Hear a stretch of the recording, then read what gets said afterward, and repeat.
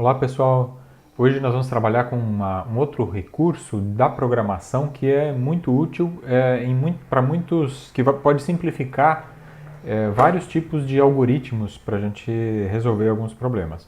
Então é a chamada recursividade. O que é a recursividade? É uma propriedade que permite a uma função chamar ela mesma. Então dentro do código da função você vai ter uma chamada para a própria função. Isso é muito útil para certos algoritmos que podem ser simplificados e especialmente aí quando que dá para usar isso? Quando o problema pode ser dividido em outros subproblemas menores do mesmo tipo.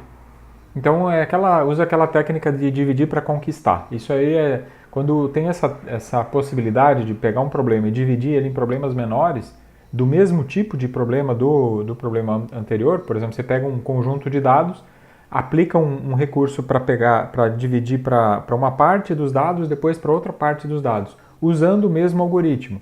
E aí isso é possível fazer um algoritmo recursivo. Então, eu vou explicar isso usando alguns exemplos. Um deles, talvez o mais simples e que é bastante usado para explicar a questão da recursividade, é o exemplo do fatorial. O fatorial de um número, ele matematicamente, é o resultado da multiplicação de todos os números entre 1 e esse número que a gente quer. Então, por exemplo, vou usar o fatorial de n, sendo n um número qualquer. O fatorial de n é o resultado da multiplicação de 1 por 2, por 3, por 4, até chegar no n. Então, nessa sequência, então nós temos aqui, por exemplo, o fatorial de 0, por definição, isso aí por definição ele é 1. Aí o fatorial de 1 também é 1, fatorial de 2 é 1 vezes 2, que é 2, fatorial de 3, 1 vezes 2 vezes 3, que é 6, e assim por diante. Fatorial de 4, 1 vezes 2 vezes 3 vezes 4, fatorial de 5 é 1 vezes 2 vezes 3 vezes 4 vezes 5. E aí vocês observem aí que tem uma lei de formação nisso. Eu posso dizer que o fatorial de n é n vezes o fatorial de n menos 1.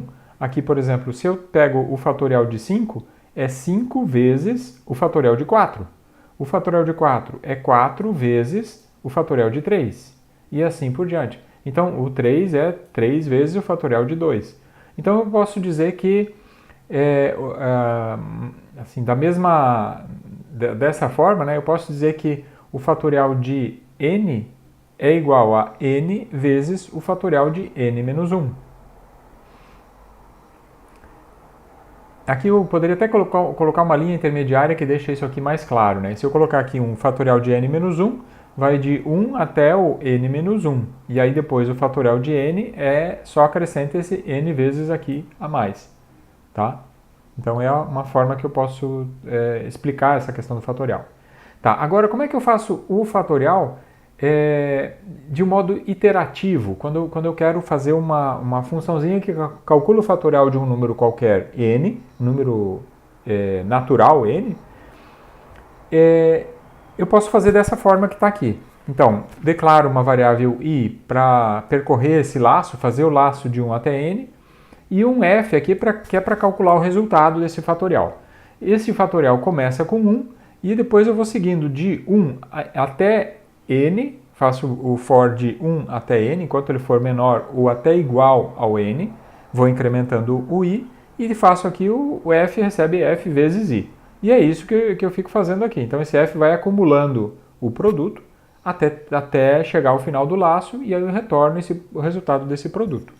Fácil, sem muito mistério. Tá, agora eu posso fazer esse mesmo cálculo usando o fatorial, usando um método recursivo. Tá, em geral, uma definição recursiva, ela tem casos. Eu posso definir quais são os casos. Vai ter um número certo limitado de casos que são chamados casos base. Ele não pode usar recursão. Em algum momento eu tenho que usar uma resolução para o problema mais simples que não envolve recursão. Normalmente esses casos são os casos triviais, os casos mais simples. Tá? Então no caso do fatorial, o caso trivial é o fatorial de 0, que é 1. Eu poderia até usar, por exemplo, a base fatorial de 1 também é 1. Então poderia usar isso aí, mas eu uso base aqui como fatorial de 0, que é 1. Então no caso recursivo, quando o n é maior que 0, o fatorial de n é calculado multiplicando-se n pelo fatorial de n menos 1. É o que derivou daquela fórmula lá em cima que eu mostrei aqui, né? Dessa execução aqui a gente consegue ver isso. Então,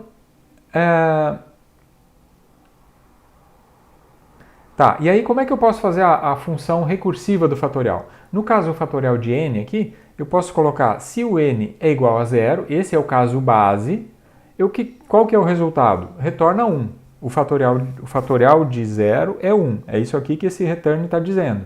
Se o n, que é esse número informado aqui, se ele for 0, o fatorial de 0 é 1, então retorna 1. Caso contrário, ele não vai entrar no... Se não for 0, ele retorna n vezes o fatorial de n menos 1. Aqui está sendo a chamada recursiva. Eu estou chamando aqui essa mesma função aqui, ó, tem que ser exatamente o mesmo nome.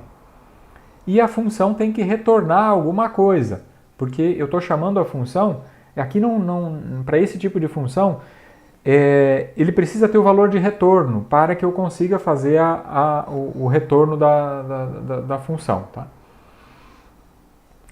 Então, esse último comando aqui, esse return aqui tem o fat que está aqui, fat de n-1. Observa aqui que eu não tenho o for explícito aqui nessa função, mas vai ter que repetir essa chamada da função. Como é que está sendo a repetição dessa chamada de função? Se eu passar, por exemplo, o número 10, eu vou ter que repetir o fat aqui 10 vezes. Então, eu tenho que fazer essa multiplicação 10 vezes. A multiplicação, a única que está tendo aqui, é essa multiplicação aqui. Só que isso aqui vai repetir, vai chamar a função novamente. Então, a chamada recursiva, que é essa aqui, ela traz implícita nela a repetição, o laço. E todo laço tem uma condição de parada. E onde que fica a condição de parada num laço normal? No while, dentro do próprio while tem a condição de parada. No for, que eu coloquei aqui, a condição de parada é essa aqui. Quando o i, ele vai continuar ali enquanto o i for menor ou igual a n. Quando o i passar do n, for maior que o n, ele não vai mais continuar no laço, ele sai do laço. É a condição de parada. Aqui, a condição de parada, ela tem que estar dentro de um if que vai selecionar alguma condição base. Então, essa condição base tem que estar na condição de parada, que normalmente é um if, o caso base. Tá? Então, lembre que tem que ter duas coisas aliás, 3 elementos aí para ter um bom... uma função recursiva operacional e sem erros. Tá? Primeiro, tem que ter essa condição de parada. Obviamente tem que ter a chamada recursiva, então que é o mesmo nome da função. Dentro do fat eu estou chamando a função fat. E a terceira coisa aqui é que eu tenho que passar com um parâmetro diferente e com complexidade menor. Então cada vez que eu vou chamar a função, ela tem que ser chamada com um novo parâmetro com uma complexidade um pouco menor. Pode ser bem menor ou pode ser só um pouco menor. Nesse caso aqui é só um pouco menor, que é uma unidade menor, mais simples de resolver. Tá. Um outro exemplo aqui para a gente entender é a sequência de Fibonacci. Sequência de Fibonacci é uma sequência também infinita de números naturais e ela foi assim, criada por um matemático conhecido como Fibonacci. E ele descobriu que isso aí simula ou se aproxima da sequência, no caso ele estava estudando população de coelhos, mas hoje ela é mais usada para, por exemplo, crescimento populacional, né, de coelhos. A partir de um casal, aí depois de um tempo eles procriam, aí tem uma quantidade de elementos na população e depois aquilo ali vai crescendo seguindo essa sequência de Fibonacci. Hoje é mais usada para, por exemplo, sequências de micro-organismos. Então, depois de um tempo, a população de micro-organismos vai crescendo seguindo essa frequência de Fibonacci. Mas para outros seres vivos também serve essa sequência.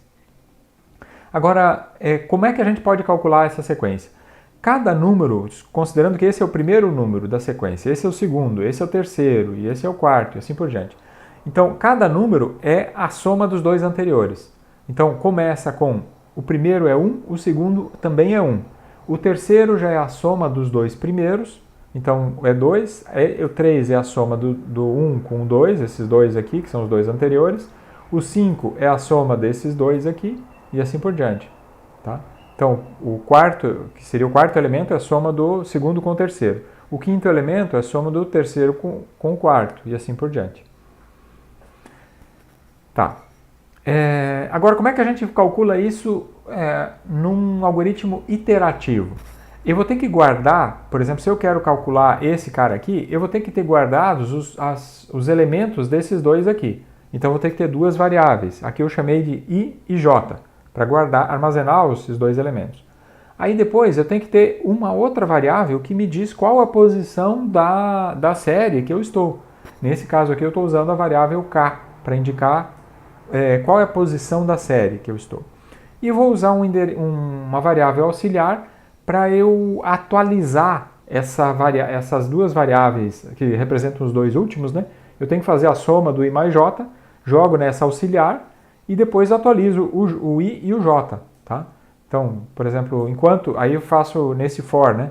Enquanto o k enquanto ele for menor que o n, eu atualizo um auxiliar, né, fazendo a soma dos dois anteriores. Eu vou desprezar um, por exemplo, se eu estou calculando o 8, ele é o 3 mais o 5. Aí o 3 mais o 5, calculei o i mais j, já cheguei no 8. Agora, para eu calcular o 13, eu tenho que desprezar o 3 e fazer o i vir para cá e o j para cá, para conseguir somar e obter o 13. Então, nesse caso aqui, o valor que estava no j, que é o que está mais para frente, ele vai para o i, e o auxiliar, que é o novo número calculado, passa a ser o j. Depois que terminou o laço, eu posso retornar o valor do último j aqui. Tá? Ou, no caso aqui, poderia ser até o auxiliar, que no final, se bem que o auxiliar, não, é melhor o j porque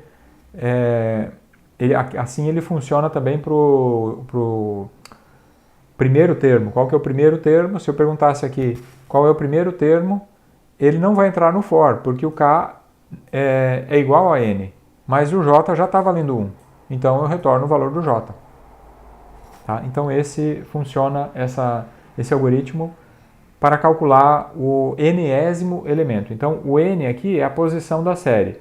Se eu quero calcular, por exemplo, esse elemento aqui é o sexto elemento. 1, 2, 3, 4, 5, 6.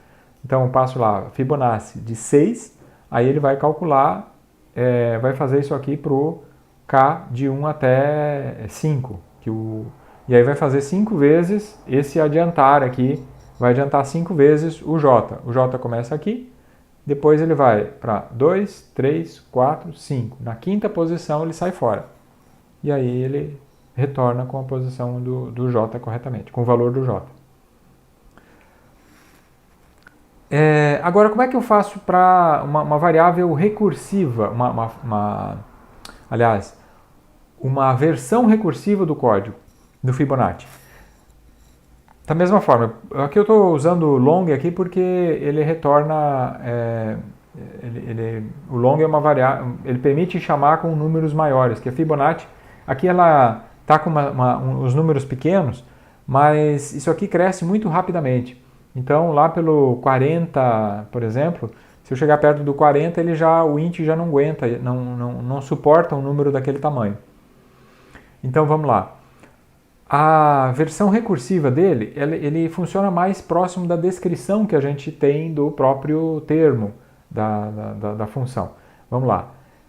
Se eu chamar Fibonacci passando o número n, se o n é menor ou igual a 2, retorna 1, que esse aqui são os casos base.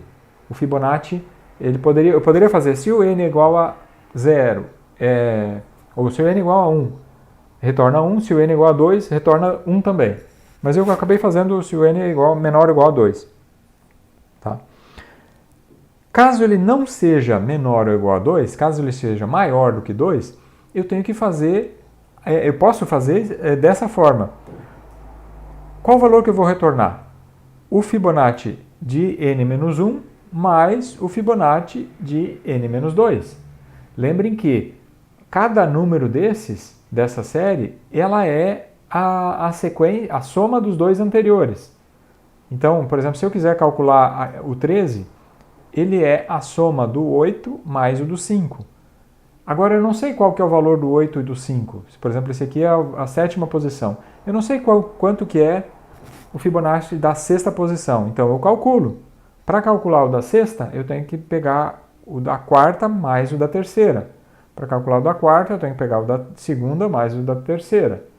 Para calcular o da terceira, eu tenho que pegar o da primeira e da segunda. E aí, o da primeira e da segunda, para calcular o terceiro, né? Eles não precisam de mais uma recursão, porque eles já chegaram no caso base. Na base, que nesse algoritmo aqui vai retornar 1. Tá. Então, observe novamente aí a existência da condição de parada.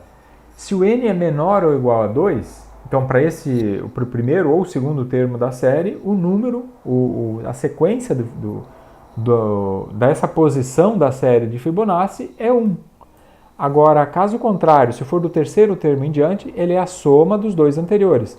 Como é que são os dois anteriores? É o resultado de Fibonacci de n-1 e Fibonacci de n-2.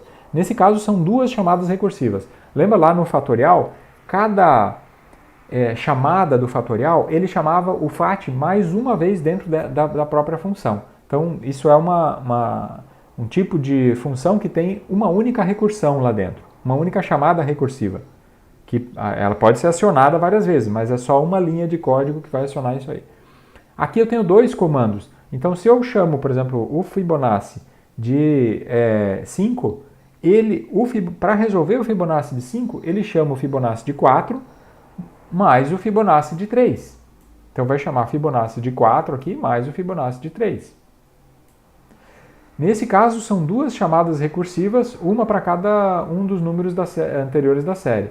Para esse algoritmo, na versão recursiva, cada chamada vai desencadear outras duas chamadas.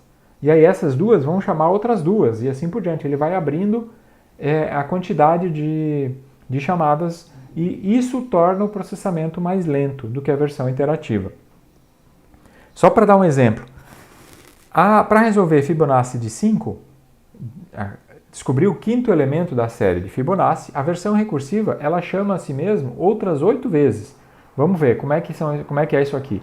Supondo que aqui eu estou falando que o asterisco aqui é o número da chamada, tá? A primeira chamada é Fibonacci de 5. Essa Fibonacci de 5, ela vai chamar aqui dentro, o 5 é maior que 2, então ele não vai entrar no if, ele vai vir aqui no else. E antes de retornar, quando ele retornar, ele só vai retornar depois que ele terminar a execução disso aqui e disso aqui. Daí ele consegue retornar o valor. Então, só que ele só vai, esse n-1 aqui, ele vai chamar a Fibonacci de 4. Aí Fibonacci de 4, ele chamou essa instância aqui, essa execução, ela fica bloqueada, ela fica parada até eu concluir a execução do Fibonacci de 4. Aí o Fibonacci de 4 é uma outra execução da chamada de Fibonacci. É a segunda chamada aqui. Essa segunda chamada vai chamar aqui, o n aqui é 4, então ele vai verificar, o n é menor ou igual a 2? Não, ele é 4. Então ele entra aqui e vai chamar Fibonacci de 3 mais o Fibonacci de 2. Então é isso que ele vai fazer aqui, ó. O 4 chama o Fibonacci de 3 mais Fibonacci de 2. Só que ele não vai chamar ainda o Fibonacci de 2 porque o Fibonacci de 3 não acabou.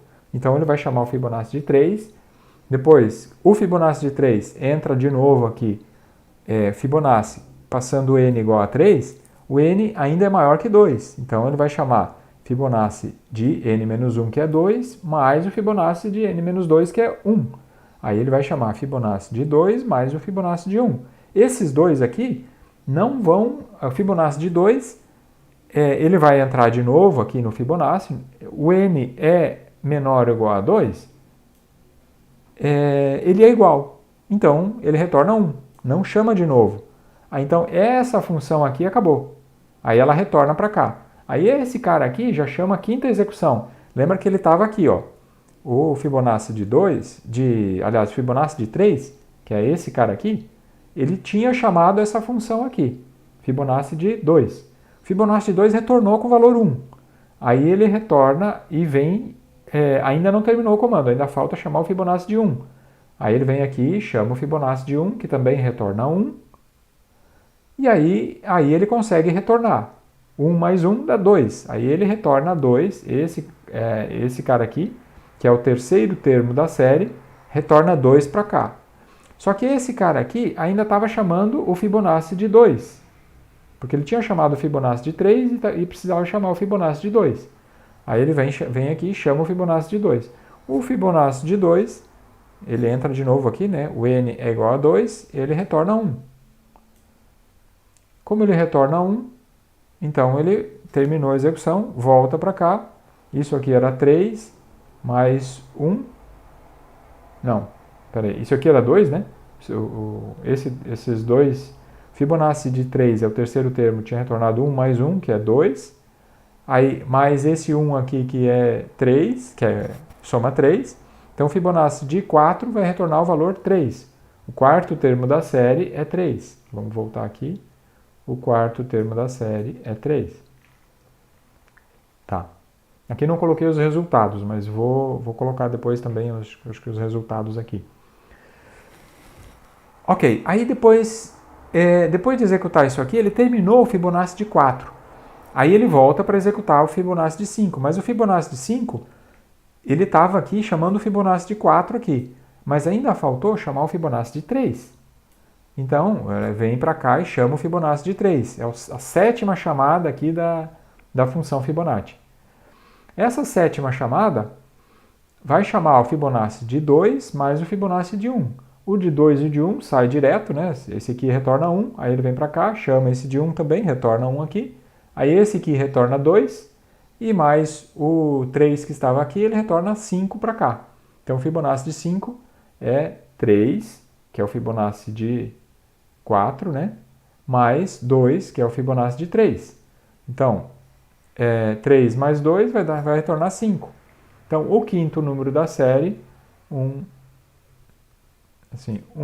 2, 3, 4, 5, por acaso coincidiu de ser o número 5. Mas acho que é só o 1 e o 5 que coincide o número ser igual à posição. Nenhum outro número vai coincidir isso. Tá, e aí dá para observar uma coisa aqui, ó. Ele executou duas vezes, aliás, uma vez o Fibonacci de 1 foi executado uma vez aqui. Aqui ele também foi executado mais uma vez. O Fibonacci de 2 foi executado aqui, foi executado aqui e foi executado aqui. São 3 execuções do Fibonacci de 2. O Fibonacci de 3 tem uma execução aqui, outra execução aqui. Vocês estão vendo que ele executa muitas vezes, o Fibonacci de 2 e de 3 foi executado, pelo menos o de 2 foi executado 3 vezes e o de 3 foi executado 2 vezes. E aí, se eu for aumentando ainda mais aqui, na recursão, ele vai aumentar cada vez mais essa árvore que está aqui. Se eu pegasse, por exemplo, o de 6, o Fibonacci de 6, ele ia chamar o Fibonacci de 5 mais o Fibonacci de 4.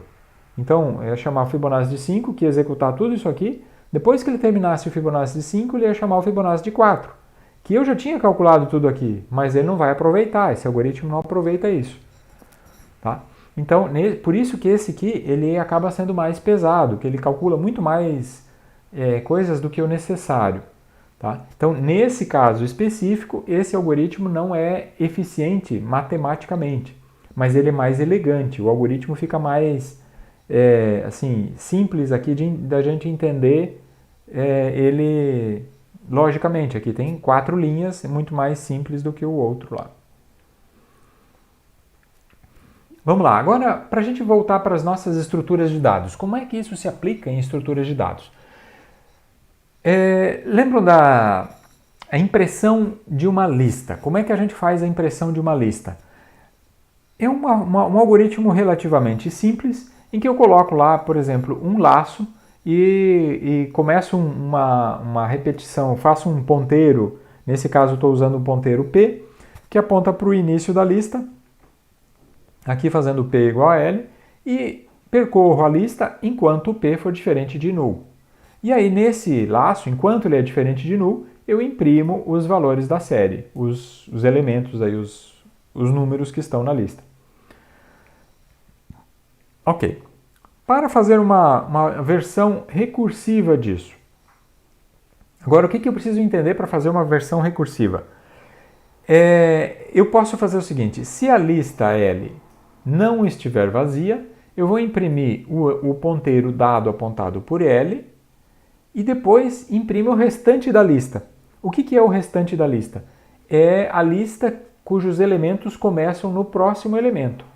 Como é que eu digo isso? É o L apontando para a prox. Então aqui eu vou ter que chamar isso aqui como chamar dentro da recursividade, em vez de passar o L, como eu recebo o L aqui, eu tenho que chamar ele usando o L apontando para a prox. Então seria algo assim, ó. Aqui eu até mudei o nome da função, mas tem que ser exatamente o mesmo nome aqui, dentro da chamada da função, tá? Então aqui tem que ser o mesmo nome da função. Mas como é que seria isso? Aqui não é enquanto, né? Mas é um se. A condição de parada da recursão é sempre um se, não é laço. O laço está implícito na chamada da função. E aqui como é que eu faço de novo? Se a lista ela é vazia, não tem nada para imprimir. Então você não imprime mais nada. A lista é vazia, não tem nada para imprimir. Se a lista não estiver vazia, aí o que eu faço? Imprimo o primeiro elemento. Então o mesmo comando que estava lá, o printf